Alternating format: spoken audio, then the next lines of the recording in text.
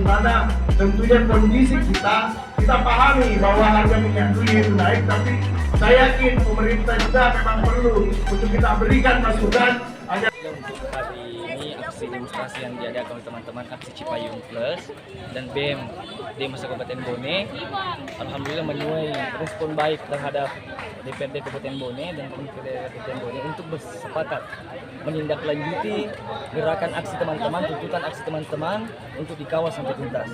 Walaupun tentu harapan kita besar, tentu kita akan melihat kondisi-kondisi yang ada. Tapi kita harapkan tuntutan ini semuanya bisa terselesaikan dengan baik, bisa terselesaikan dengan secara keseluruhan. Karena kenapa?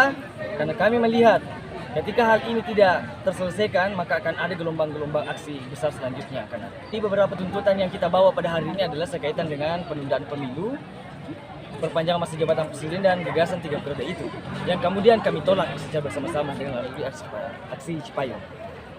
Tuntutan lainnya berkaitan dengan kelangkaan beberapa jenis BBM, kemudian harga BBM yang naik.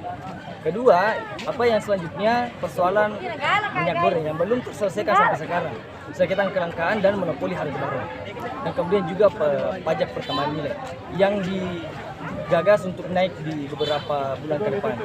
Hal itu tentu menjadi pertimbangan gerakan teman-teman sehingga semuanya dijadikan sebagai akumulasi tuntutan bersama dari melalui gerakan aksi Cipayung. Mungkin itu yang saya sampaikan. Terima kasih sudah nonton. Jangan lupa like, subscribe, dan share ya.